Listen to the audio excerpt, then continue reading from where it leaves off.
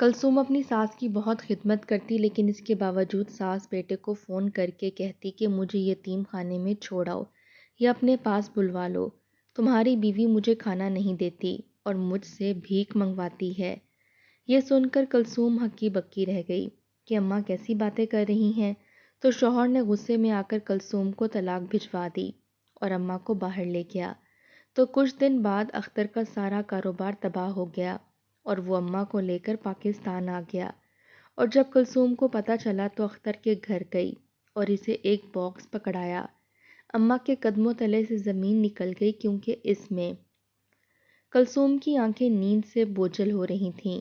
سارا دن اس کی ساس اسے ایک منٹ بیٹھنے نہ دیتی تھی۔ صبح سے لے کر رات کے اس پہر تک وہ گھر کے کام کاج کر کر کے اتنا تھک چکی ہوتی کہ اس کا بس دل چاہ رہا تھا کہ کسی طرح وہ اپنے بستر پر لیٹے اور سو جائے، مگر اس کی ساس مکاری سے مسکراتے ہوئے اسے اپنے ساتھ بٹھائے ہوئے تھی۔ ہائے ہائے، ٹانگوں میں بڑا درد ہے، ذرا صحیح سے دبا۔ میرے بیٹے کی کمائی کھا کھا کر موٹی تازی ہوتی جا رہی ہے اور اس کی ماں کی خدمتیں کرنے کا تجھے پتہ نہیں۔ کلثوم کی ساس نے تانا مارا تو وہ بیچاری ایک دفعہ پھر تیزی سے اس کی ٹانگیں دبانے لگی۔ کبھی وہ کہتی میرے لیے دودھ لے آؤ۔ کلثوم دودھ کا گلاس لے کر آتی تو کہتی گرم کیوں لائی ہو، مجھے تو ٹھنڈا چاہیے تھا۔ کلثوم بیچاری وہ دودھ واپس لے جاتی اور پھر ٹھنڈا دودھ لے آتی۔ کبھی کہتی میرے سر میں تیل کی مالش کر دو۔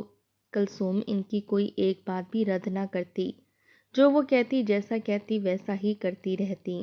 یہ اور بات کہ صبح اذانوں کے وقت سے لے کر رات تک ساجدہ اسے جانوروں کی طرح کام کرواتی تھی۔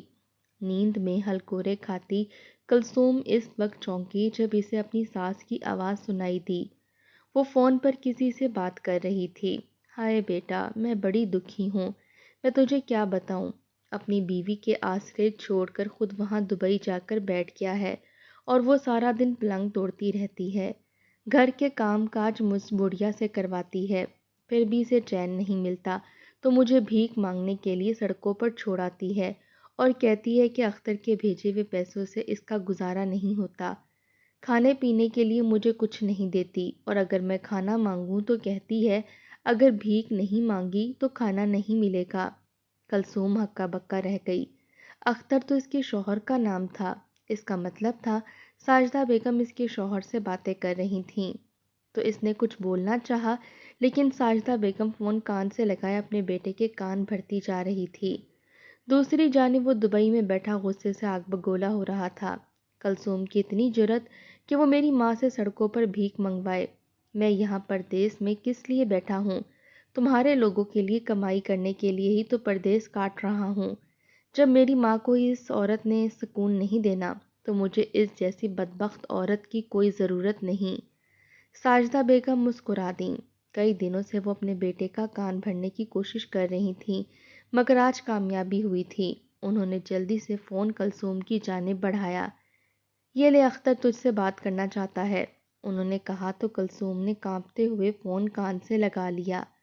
اختر غصے کا ویسے ہی تیز تھا، وہ اپنی صفائی دینے کی کوشش کرنے لگی مگر دوسری جانب اختر آپے سے باہر ہو چکا تھا۔ آخر تیری جرأت کیسے ہوئی کہ تو میری ماں کو بھیک مانگنے کے لیے مجبور کرے؟ وہ بیچاری مجھ سے کہہ رہی ہیں کہ میں انہیں اولڈ ہوم میں چھوڑ دوں جہاں لاوارث والدین اپنی زندگی کے آخری دن گزارتے ہیں، اور یہ سب کچھ تیری وجہ سے ہے۔ میں تجھے طلاق دیتا ہوں، طلاق دیتا ہوں، طلاق دیتا ہوں، اختر نے دبئی میں بیٹھے بیٹھے چلا کر کہا تو کلثوم کے ہاتھوں سے فون چھوٹ کر نیچے جا گرا۔ وہ ہکا بکا کبھی اپنی ساس کی شکل دیکھتی اور کبھی فون کی۔ اس کی ساس تو خوشی کے مارے اچھل ہی پڑی تھی، اسے یقین نہیں تھا کہ بیٹا اس حد تک اس کا دل خوش کر دے گا۔ کلثوم پھوٹ پھوٹ کر رونے لگی۔ چل اٹھ، اب نکل میرے گھر سے، تیرا منحوس سایہ آخر کار میرے بیٹے کی زندگی سے نکل ہی گیا۔ اب میں اس کی دوسری شادی کروں گی اور تجھ سے بھی زیادہ خوبصورت لڑکی لاؤں گی۔ تو اپنا بوریا بستر باندھ اور اپنے غریب ماں باپ کے دروازے پر جا کے بیٹھ۔ ساس کی بات پر کلثوم خاموشی سے اٹھ گئی۔ نہ اٹھتی تو اسے پتا تھا ساس دھکے مار کر گھر سے نکال دے گی، اور وہ تھی ہی ایسی۔ کلثوم کے والدین بے حد غریب تھے، اس کا صرف ایک ہی بھائی تھا جو مزدوری کر کے اپنا اور والدین کا پیٹ پالا کرتا تھا۔ کلثوم کو پتا تھا اگر وہ ان کے گھر جائے گی تو ان کے اوپر بوجھ بن جائے گی، لیکن بہرحال جانا بھی مجبوری تھا۔ اب وہ اپنے سسرال میں تو رہ نہیں سکتی تھی۔ خاموشی سے پیکنگ کر کے وہ گھر سے باہر نکلنے لگی۔ تبھی ساجدہ بیگم نے اسے آواز دی، کلثوم، جاتے جاتے میرا بستر تو بناتی جا۔ میری بوڑھے ہاتھوں میں اب اتنی جان نہیں کہ میں یہ سب کام کرتی پھروں۔ کلثوم نے پلٹ کر نفرت بھری نگاہ اپنی ساس پر ڈالی۔ بستر تو اس نے نہ بنایا، مگر وہ پلٹ کر اندر کمرے میں چلی گئی۔ کچھ دیر تک وہ کھٹر پٹر کرتی رہی اور جب وہ باہر نکلی تو اس کے ہاتھ میں لکڑی کا ایک چوکور ڈبہ تھا۔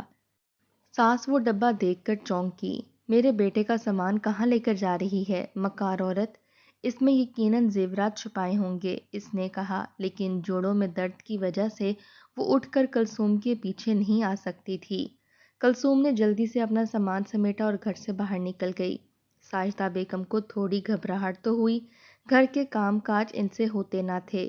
سارا دن کلثوم ہی ان کی خدمت کیا کرتی تھی، لیکن کلثوم کی شکل وہ برداشت نہیں کر سکتی تھیں۔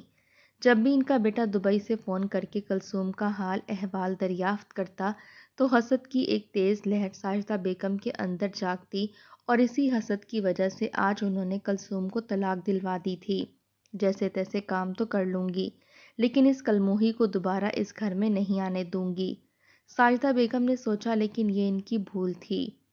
کلثوم تو انہیں چارپائی پر بیٹھے بیٹھے کھانا دیا کرتی تھی اور وہیں ان کے ہاتھ پاؤں دھلایا کرتی تھی، لیکن اب انہیں سارا دن گھر میں مارا مارا پھر کر اپنے کام کرنے پڑتے تو ان کے 14 طبق روشن ہو گئے۔ انہوں نے 2 دن گزرتے ساتھ ہی اپنے بیٹے اختر کو فون کیا۔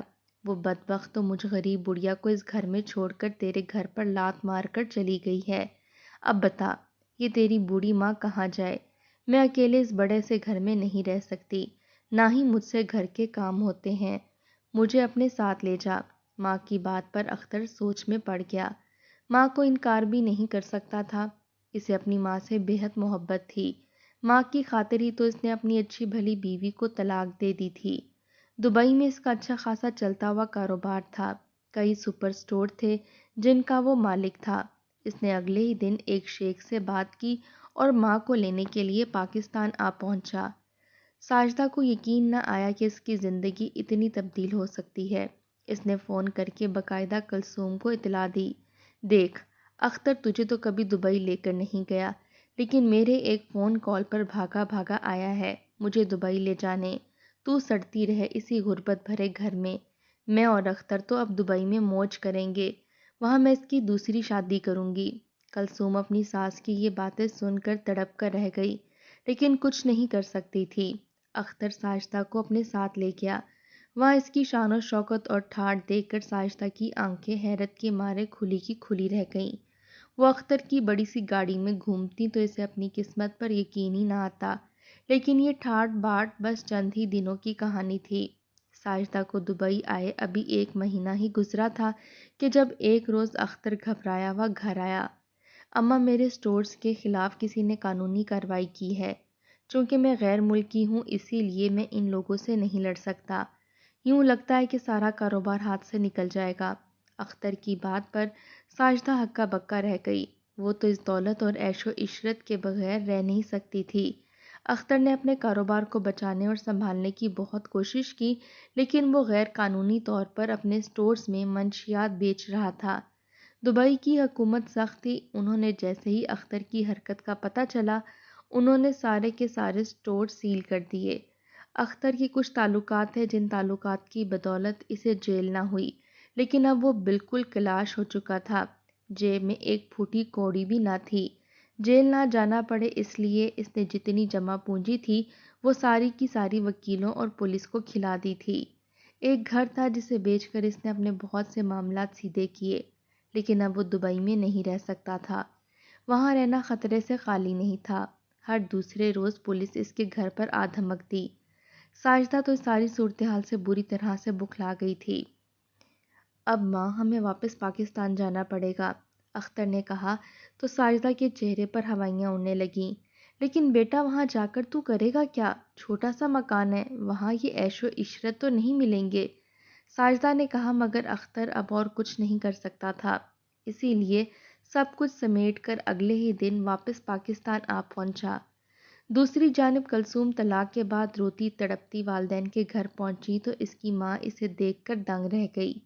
سب لوگ تو تیری قسمت پر رقص کرتے تھے کلثوم، تیرا شوہر دبئی میں رہتا ہے اور اس قدر مال و دولت وہاں سے بھیجتا ہے، صرف ایک ساس کے ہوتے ہوئے آخر تجھے کیا تکلیف ہو گئی کہ تو روتی ہوئی ماں کے گھر آ گئی؟ انہوں نے حیرت سے پوچھا تو کلثوم پھوٹ پھوٹ کر رونے لگی۔ وہ گھر اب میرا نہیں رہا اماں، میں نے دن رات اپنی ساس کی خدمت کی، اس کے باوجود یہی کہا کہ میں ان کو بہت دکھ دیتی ہوں، میں ان کی خدمت نہیں کرتی، وہ بھوکی پیاسی دن رات پڑی رہتی ہیں، یہاں تک کہا کہ میں سڑکوں پر ان سے بھیک بھی منگواتی ہوں۔ اختر نے یہ سب سن کر مجھے طلاق دے دی۔ کلثوم کی بات پر اس کی بوڑھی ماں اپنا دل تھام کر رہ گئی تھی۔ جوان بیٹی طلاق لے کر واپس دہلیز پر آ بیٹھی تھی، ایسے میں بوڑھے ماں باپ کے دل کو قرار کس طرح آتا؟ مسجد سے نماز پڑھ کر کلثوم کا باپ واپس آیا تو کلثوم نے اسے بھی اپنی طلاق کی بابت بتا دی۔ اس کی آنکھیں بھی پھٹی کی پھٹی رہ گئیں، جھکی ہوئی کمر مزید جھک گئی۔ گھر میں پہلے ہی فاقے چل رہے تھے، سارا گھر کا دار و مدار کلثوم کے ایک بھائی پر تھا جو بیچارہ پڑھا لکھا نہ ہونے کی وجہ سے مزدوری کر کے اپنا اور گھر والوں کا خرچ اٹھاتا تھا، اور کلثوم کی ذمہ داری بھی کچھ کم نہ تھی، اس کی تو عدت کے روز یہ بھی پورے نہ ہوئے تھے۔ شام کے وقت کلثوم کا بھائی جنید مزدوری سے واپس آیا تو کلثوم کو ذہن میں پھرتا دیکھ کر چونک اٹھا۔ یہ سب کیا ہے کلثوم؟ کلثوم تو کبھی کبھی رہنے آتی تھی، لیکن آج اتنی پریشان کیوں دکھائی دے رہی ہے؟ اس نے ماں سے پوچھا تو وہ رو پڑیں۔ کلثوم کو اس کے شوہر نے طلاق دے دی ہے، اب یہ ہمارے ساتھ ہی رہے گی، یہ ایک نئی قیامت تھی۔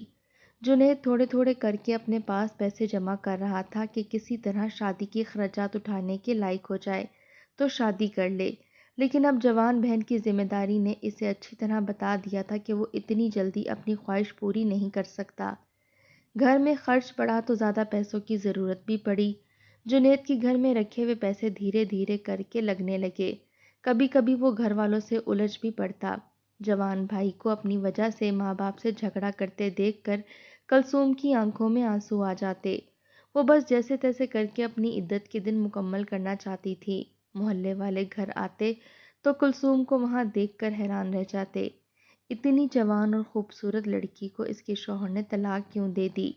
یقیناً کوئی نہ کوئی بات تو ایسی ہوگی، شاید کردار کی اچھی نہ ہو، اس کا شوہر تو دبئی میں رہتا ہے، ہو سکتا ہے اس نے اس کی غیر موجودگی میں کسی لڑکے کے ساتھ پیار کی پنگیں بڑھا لی ہوں، اور جب شوہر کو پتہ چل جائے تو وہ ایسی عورتوں کو بھلا کہاں رکھتے ہیں۔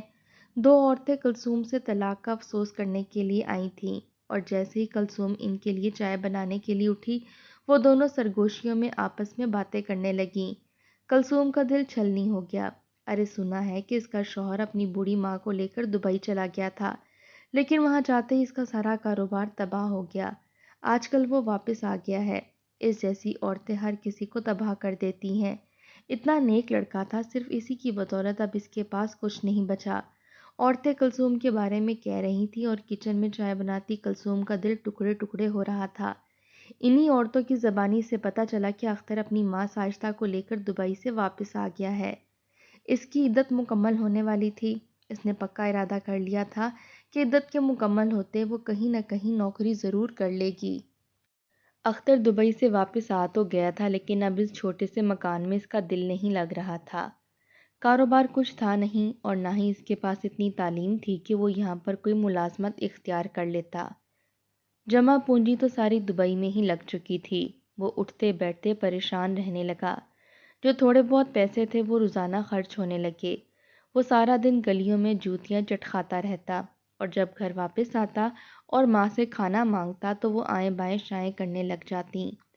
اختر کو بڑی حیرت ہوتی، اماں جب میں دبئی میں تھا تو کہتی تھی کہ کلثوم گھر کا کوئی کام نہیں کرتی، کھانا سارا تو بناتی ہے، گھر کے سارے کام کاج بھی تو کرتی ہے، لیکن اب میں دیکھ رہا ہوں کہ تجھے تو کوئی کام کرنا آتا نہیں، روٹی بنانا تو کب کی بھول چکی ہے، اور سالن کیسے بنتا ہے اس کا تو تجھے علم ہی نہیں، سارا دن گھر دھول مٹی گرد سے اٹا رہتا ہے، گھر میں آنے کو جی نہیں چاہتا، اس کا مطلب ہے کہ تو سب کو جھوٹ بولا کرتی تھی۔ اختر ماں پر برس پڑا تو ساجدہ بجائے شرمندہ ہونے کے زور زور سے چلانے لگی۔ ہاں تو یہ سب تیری غلطی ہے، تجھے کس نے کہا تھا کہ تو اسے طلاق دے دے؟ اچھا بھلا یہاں رہتی تھی، کام کاج کرتی تھی، اب اس جیسی مفت کی نوکرانی بھلا ہمیں کہاں سے ملے گی؟ ساجدہ کی بات پر اختر غصے میں آگ بگولا ہو جاتا۔ اچانک ہی ایک روز وہ چونکا اور لپک کر کمرے کے اندر چلا گیا۔ اماں یہاں لکڑی کا ایک ڈبہ پڑا ہوتا تھا، جانے سے پہلے میں وہ ڈبہ بڑی حفاظت سے کلثوم کے حوالے کر کے گیا تھا۔ وہ ڈبہ کہاں ہے؟ اختر نے کہا تو ساجدہ بیگم چونکی۔ انہیں یاد آیا کہ گھر سے جاتے وقت کلثوم نے اندر جا کر لکڑی کا ایک ڈبہ اٹھایا تھا۔ وہ ڈبہ تو وہ کل موہی اپنے ساتھ لے گئی۔ کیوں؟ اس ڈبے میں ایسا کیا تھا؟ کیا کوئی جائیداد تھی جو تم دونوں میاں بیوی نے مجھ سے چھپا کر رکھی تھی؟ ساجدہ بیگم برس پڑی، لیکن اختر بری طرح سے جھنجھلا گیا۔ اسے تو پتہ بھی نہ تھا کہ کلثوم کہاں رہتی ہے۔ جہاں اس کے میکے والوں کا پہلے گھر تھا وہ لپک کر اسی روز اس گھر میں چلا گیا، لیکن وہاں جا کر پتہ چلا کہ دروازے پر ایک بڑا سا تالا اس کا منہ چڑھا رہا تھا۔ کلثوم کے میکے والے تو یہ گھر چھوڑ کر کہیں اور جا چکے تھے۔ وہ لوگ اپنے مکان میں تو رہتے نہ تھے، کرائے کا گھر تھا۔ جب بھی کوئی مسئلہ یا تنگی ہوتی تو وہ گھر بدل لیتے، شاید اب کی بار بھی انہوں نے گھر بدل لیا تھا۔ اختر اپنا سر پیٹتا ہوا واپس گھر آ کر شدت سے اس لکڑی کے باکس کی تلاش کرنے لگا، مگر ساجدہ کو کچھ علم نہ تھا کہ لکڑی کا وہ ڈبہ کہاں ہے۔ نوکری کی تلاش میں مارے مارے پھرتے ہوئے اسے کئی مہینے گزر چکے تھے۔ جیبیں خالی ہو چکی تھیں، اب تو یہ عالم تھا کہ پورے دن میں ایک وقت کی روٹی کا بندوبست کرنا بھی مشکل ہو چکا تھا۔ تھک ہار کر اس نے مزدوری کا راستہ چنا، لیکن دبئی میں رہ کر کام کرتے ہوئے اس کا جسم مزدوری کا عادی بھی نہ رہا تھا۔ جہاں بھی مزدوری کرنے جاتا وہاں لوگ اس کی ہٹ دھرمی اور کاہلی کو دیکھتے دوسرے دن ہی اسے چند روپے تھماتے اور وہاں سے بھگا دیتے۔ اختر کا جی چاہتا کہ وہ زور زور سے رونے لگے۔ اچھی بھلی بادشاہوں جیسی زندگی فقیروں سے بھی بدتر ہو گئی تھی، مگر اسے سمجھ نہ آتا تھا کہ آخر یہ سب کچھ کیوں ہے۔ اسے تو اپنی زندگی بدلنے کا بس ایک ہی موقع نظر آتا تھا، کہیں سے اسے وہ لکڑی کا ڈبہ واپس مل جائے تو میرے حالات بہتر ہو جائیں گے۔ وہ دن رات بس یہی سوچتا رہتا۔ کلثوم اس کے برعکس تھی۔ طلاق کے بعد اس نے اپنی زندگی روکی نہیں، بلکہ عدت مکمل ہوتے ہی اس نے محلے کے سارے اسکولوں میں نوکری کا پتہ کر لیا۔ اس کی قسمت اچھی تھی کہ جلد ہی اسے ایک بڑے سے اسکول میں ٹیچر کی طور پر بھرتی کر لیا گیا۔ وہ ذہین تھی اور ہمیشہ سے ہی محنتی بھی رہی تھی۔ جب اس نے پہلے ہی روز اسکول میں بڑی اچھی کارکردگی دکھائی تو اسکول کا مالک بہت خوش ہوا۔ آپ کے یہاں آنے سے اسکول میں بچوں کی تعداد میں اضافہ ہوا ہے، ہمیں والدین کی طرف سے اچھی خبریں ملتی ہیں۔ اس کا مطلب یہ ہوا کہ آپ ہمارے اسکول میں ایک اچھا اضافہ ہیں۔ اسکول کے مالک نے انتہائی عزت سے کلثوم سے کہا تو وہ مسکرا دی۔ یہ ایک بڑا اسکول تھا، یہاں سے ملنے والی تنخواہ بھی اچھی تھی۔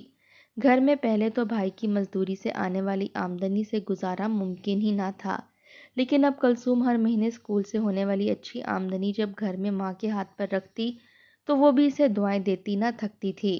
گھر کے حالات تیزی سے بہتر ہونے لگے تھے، مگر ان بہتر ہوتے حالات میں کلثوم کا دل اکثر زور زور سے دھڑکنے لگتا۔ اسے مستقبل کے خطرے ستائے رہتے تھے۔ اس کے کمرے میں سامان کے ساتھ لکڑی کا وہ ڈبہ بھی پڑا تھا جو آتے ہوئے وہ اختر کے گھر سے اٹھا لائی تھی۔ اس لکڑی کے ڈبے کو دیکھتے ہی اسے اپنا ماضی اور اپنا سسرال یاد آ جاتا تھا اور اس کے چہرے سے خوشی غائب ہو کر پریشانی میں بدل جاتی تھی۔ ایک روز کلثوم تیار ہو کر اسکول گئی تو اسکول کا حال ہی خراب تھا۔ وہاں کام کرنے والے خاکروب کو بیماری نے آ گھیرا تھا۔ پورے اسکول میں گرد اور دھول مٹی پھیل رہی تھی۔ 2 چپڑاسی اور بھی تھے، لیکن ان کی ڈیوٹی اسکول کے مختلف حصوں میں تھی۔ کلثوم کا کام پڑھانے کے ساتھ ساتھ اسکول کے انتظام وغیرہ کو دیکھنا بھی تھا، اسی لیے وہ آدھے دن کے قریب پریشان ہوتے ہوئے پرنسپل کے دفتر میں چلی آئی۔ اس نے وہاں آتے ہی پرنسپل کو اسکول میں گندگی اور خاکروب کی غیر موجودگی کے بارے میں بتایا۔ فکر مت کرو کلثوم، تمہاری بات درست ہے۔ مجھے خاکروب نے پہلے ہی اپنا استعفیٰ جمع کروا دیا تھا، اسی لیے میں نے نئے چپڑاسی کے بندوبست کر لیا ہے۔ جلدی وہ آنے والا ہے، تم اسے اچھی طرح سے سمجھا دینا کہ پورے اسکول میں کہاں کہاں صفائی کرنی ہے۔ کلثوم نے حامی میں سر ہلا دیا اور دفتر سے نکل آئی۔ پرنسپل کا رویہ اس کے ساتھ بہت اچھا تھا، اسی لیے اسے کوئی پریشانی نہیں ہوتی تھی۔ چھٹی سے کچھ دیر پہلے خاکروب تو آ گیا، لیکن کلثوم کی اس سے ملاقات نہ ہو سکی۔ پرنسپل نے خود ہی سے سمجھا دیا کہ کس کس جگہ کی صفائی اسے کل صبح آتے ساتھ ہی کرنی ہے۔ اگلے دن کلثوم وقت پر تیار ہو کر اسکول پہنچی تو اسکول چمک رہا تھا، اور خاکروب جو اپنا کام تندہی سے کر رہا تھا، اس کی پشت کلثوم کو نظر آ رہی تھی۔ وہ کوئی بوڑھا آدمی تو نہ تھا، بلکہ وہ جوان آدمی تھا، لیکن اس کی صحت انتہائی بری لگ رہی تھی۔ کلثوم کو پشت سے اسے دیکھ کر افسوس ہوا، شاید یہ کوئی بہت ہی مجبور انسان ہے۔ عام طور پر تو بوڑھے لوگ صفائی ستھرائی کا کام کرتے ہیں کیونکہ انہوں نے اپنی زندگی گزار لی ہوتی ہے، لیکن یہ جوان آدمی ایسا کام کیوں کر رہا ہے؟ شاید کوئی بہت ہی مجبور آدمی ہے، کلثوم نے سوچا، اور پاس سے گزر کر پرنسپل کے دفتر میں چلی گئی۔ دفتر میں کچھ دیر گزارنے کے بعد جب وہ باہر نکلی تو اس کے چہرے کی رنگت اڑی ہوئی تھی، اس کا رنگ زرد پڑ رہا تھا اور ہاتھ پیر کپ کپا رہے تھے۔ اندر جو بات ہوئی تھی اس نے اس کے ہوش اڑا دیے تھے، مگر حقیقت تو یہ تھی کہ وہ اس بات کے جواب میں کچھ بول ہی نہ پائی تھی۔ باہر نکلتے ساتھ ہی حیرت کا اسے ایک شدید جھٹکا لگا۔ لمبے کوریڈور کے آخری سرے پر وہ خاکروب پوچھا لگا رہا تھا۔ کلثوم کو دیکھتے ہی اس نے ہاتھ اٹھا کر کہا کہ میڈم، صرف 5 منٹ انتظار کر لیجئے، میں نے ابھی ابھی پوچھا لگایا ہے۔ میری صحت ایسی نہیں کہ میں بار بار یہاں سے پوچھا لگا سکوں۔ اگر آپ 2 منٹ رک جائیں گی تو بڑی مہربانی ہوگی۔ خاکروب کی بات پر کلثوم کو ایک اور زوردار جھٹکا لگا۔ وہ حیرت سے اس کے چہرے کی جانب دیکھنے لگی۔ یہ چہرہ جانا پہچانا تھا، لیکن یہ وہ تو نہ تھا جسے اس نے ایک عرصہ پہلے دیکھا تھا۔ وہ خاکروب کوئی اور نہیں بلکہ اختر تھا، اس کا اپنا شوہر، جو دبئی میں راج سے کاروبار کیا کرتا تھا، لیکن آج ایک معمولی چپڑاسی کی طرح اسکول کے فرش پر پوچھا لگا رہا تھا۔ کلثوم حیرت کا شکار رہ گئی، خود وہ کافی حد تک بدل چکی تھی، شاید اسی لیے اختر نے اسے پہچانا نہیں، یا شاید گرتی صحت کی وجہ سے اس کی نظر بھی کمزور ہو چکی تھی، اسی لیے اسے پتہ ہی نہ چلا کہ اس کے سامنے سے اس کی سابقہ بیوی ہی گزر گئی ہے۔ کانپتے ہاتھوں سے کلثوم وقت سے پہلے ہی چھٹی لے کر گھر واپس آ گئی۔ وہ دوبارہ پرنسپل کے دفتر بھی نہ گئی۔ بڑی پریشانی سے واپس اپنے چھوٹے سے گھر میں آ کر وہ ٹہلنے لگی۔ بار بار اس کی نگاہیں بھٹک کر لکڑی کے اسی ڈبے پر چلی جاتی جسے وہ اختر کے گھر سے لائی تھی۔ شاید وہ اسے بھول بھی جاتی، لیکن آج اسکول میں اختر کو انتہائی خراب حالوں میں دیکھ کر اسے لکڑی کا ڈبہ پھر سے یاد آ گیا تھا۔ اختر کو اسکول میں خاکروب کی نوکری کرتے ہوئے کئی دن گزر گئے۔ تنخواہ ملنے کا وقت تھا، اس نوکری سے وہ خوش تو نہ تھا، لیکن اس کے سوا کمائی کا کوئی اور ذریعہ بھی نظر نہ آتا تھا۔ ساجدہ کی چک چک سے وہ دن رات ذہنی اذیت کا شکار رہتا تھا۔ وہ اسے 1 منٹ بیٹھنے نہ دیتی، سارا دن وہ اسے کھانے کی فرمائشیں کرتی رہتی۔ اختر اسکول کا کام ختم کر کے آتا تو گھر کے کام کاج شروع کر دیتا۔ اب اسے اچھی طرح سے اندازہ ہو گیا تھا کہ اس کی ماں نے کلثوم کے متعلق جو کچھ بھی کہا تھا وہ سب جھوٹ تھا۔ وہ اپنے بیٹے کو بھی ٹک کر 1 منٹ بیٹھنے نہ دیتی تھی تو پھر پرائی بہو کے ساتھ اچھا سلوک کیسے کرتی؟ اختر کو سمجھ نہیں آ رہا تھا کہ زندگی کس رخ پر جا رہی ہے۔ ایک روز اس کی طبیعت کافی خراب تھی۔ اس نے اسکول سے چھٹی کر لی۔ تنخواہ ملنے کا وقت قریب تھا، لیکن آج چھٹی نہ کرتا تو کام بھی نہ کر سکتا تھا، اسی لیے خاموشی سے وہ چارپائی پر لیٹا اپنی قسمت کو کوس رہا تھا۔ کب تک یہاں لیٹا آنسو بہاتا رہے گا؟ اٹھ اور کچھ کھانے کو لا دے، مجھے بھوک لگی ہے، تیری جیسی اولاد تو خدا کسی کو نہ دے۔ ساجدہ نے چلا کر کہا تو اختر نہ چاہتے ہوئے بھی اٹھ بیٹھا۔ اسے پتا تھا ماں کو کھانے کے لیے کچھ نہ لا کر دیا تو وہ چلاتی رہے گی، لیکن اس سے پہلے کہ وہ باہر نکلتا گھر کے کھلے دروازے سے کوئی اندر داخل ہوا۔ اسے دیکھتے ہی اختر کی آنکھیں پھٹی کی پھٹی رہ گئیں، کیونکہ وہ کوئی اور نہیں بلکہ کلثوم تھی، لیکن جس کلثوم کو اس نے طلاق دے کر نکالا تھا یہ اس کلثوم سے تو بہت مختلف نظر آ رہی تھی۔ وہ تو ایک ڈری سہمی سی لڑکی تھی جو دن رات اس کی ماں کی خدمتیں کرتی رہتی تھی، لیکن یہ لڑکی جو اندر داخل ہوئی تھی یہ تو کوئی اور ہی تھی، بس شکل کلثوم کے جیسی تھی۔ انتہائی خوبصورت اور ماڈرن لباس میں پر اعتماد چال چلتی ہوئی وہ اختر کے سامنے آ کر کھڑی ہو گئی۔ کلثوم تم؟ اس نے حیرت سے دیکھا۔ کلثوم مسکرا رہی تھی اور اس کے ہاتھ میں لکڑی کا وہی ڈبہ تھا جسے پچھلے لمبے عرصے سے وہ تلاش کر رہا تھا۔ یہ ڈبہ تم اپنے ساتھ لے گئی تھی؟ اس نے حیرت سے پوچھا تو کلثوم نے مسکراتے ہوئے سر ہلا دیا۔ ہاں، کوئی نہ کوئی تحفہ تو یہاں سے لے کر جانا ہی تھا۔ جب تم نے اپنی ماں کے کہنے پر بغیر سوچے سمجھے مجھے طلاق دی تو میرے پاس یہاں سے جانے کے لیے کرائے کے پیسے تک نہ تھے، اور اس وقت یہی لکڑی کا ڈبہ لے کر میں یہاں سے چلی گئی تھی۔ لیکن اب وقت آیا کہ میں اس ڈبے کو تمہیں واپس کر دوں۔ کلثوم کی بات پر اختر ہکا بکا رہ گیا۔ اندر سے ساجدہ نے بھی اس کی آواز سن لی تھی اور دوڑ کر باہر نکل آئی تھی۔ مہنگے کپڑوں اور مہنگے زیورات پہنے کھڑی کلثوم کو دیکھ کر وہ اندر تک جل بھن گئی۔ کلثوم نے ہاتھ میں پکڑا ڈبہ اختر کے حوالے کر دیا۔ اختر نے حیران ہوتے ہوئے وہ ڈبہ کھولا۔ اندر سونے کے کئی سارے زیورات پڑے تھے، نوٹوں کی کئی ساری گڈیاں بھی پڑی تھیں۔ اس کی آنکھیں خیرہ ہونے لگیں۔ یہ سب کیا ہے؟ یہ سب تم مجھے کیوں دے رہی ہو؟ اس نے حیرت سے پوچھا تو کلثوم مسکرا دی۔ دبئی جانے سے پہلے تم نے اس ڈبے کے اندر چند ہزار روپے ڈالے تھے اور کہا تھا کہ ہر مہینے جو رقم میں بھیجا کروں وہ اس ڈبے کے اندر ڈالتی رہنا۔ جو پیسے تم بھیجتے وہ تو تمہاری ماں رکھ لیا کرتی تھی۔ میں نداروں کی طرح زندگی گزارتی رہی۔ اس ڈبے کے چند ہزار کے علاوہ میرے پاس اور کوئی قیمتی چیز نہ تھی۔ جب تم نے مجھے طلاق دی تو یہاں سے جاتے ہوئے میں یہ ڈبہ اپنے ساتھ لے گئی۔ یہ تمہاری امانت تھی، لیکن ضرورت کے ان دنوں میں نے یہ چند ہزار روپے خرچ کر لیے۔ اس ڈبے کو دیکھ کر ہمیشہ مجھے تم لوگوں کی یاد آتی رہی کہ کیسے میری ہزار خدمت کے باوجود تم لوگوں نے مجھے دھکے دے کر اس گھر سے نکال دیا۔ اب جب کہ اسکول کے مالک کا مجھ سے شادی کر چکا ہے اور اپنی آدھی جائیداد میرے نام کر چکا ہے تو میرے پاس روپے پیسے اور زیورات کی کوئی کمی نہیں۔ اسی لیے میں سود سمیت وہ چند ہزار روپے واپس کرنے آئی ہوں۔ کلثوم کی بات میں تلخی تھی۔ اختر ہکا بکا رہ گیا۔ شرمندگی سے اس کا پور پسینے میں بھیگنے لگا۔ دروازے پر کھڑی ساجدہ بھی حیرت سے کلثوم کو دیکھ رہی تھی۔ خود اس کے اپنے کپڑے پھٹے پرانے تھے۔ دن رات گھر میں کھانے اور روپے کو لے کر چیخ چیخ ہوتی رہتی تھی۔ یہ سب کچھ تو وہ کلثوم کے لیے چاہتی تھی، لیکن قسمت نے پلٹ کر یہی بار اس پر کر دیا تھا۔ کلثوم تو آج اپنی زندگی میں بےحد خوش تھی، امیر تھی اور اس کے پاس کسی چیز کی کمی نہیں تھی۔ لیکن ساجدہ اور اختر جنہوں نے اس پر ظلم کیا تھا وہ دونوں کسی کا منہ دکھانے کے لائق نہ تھے۔ کلثوم ڈبہ اختر کے ہاتھ میں تھما کر نفرت سے اسے دیکھتے واپس چلی گئی تھی۔ باہر اس کی شاندار گاڑی کھڑی تھی۔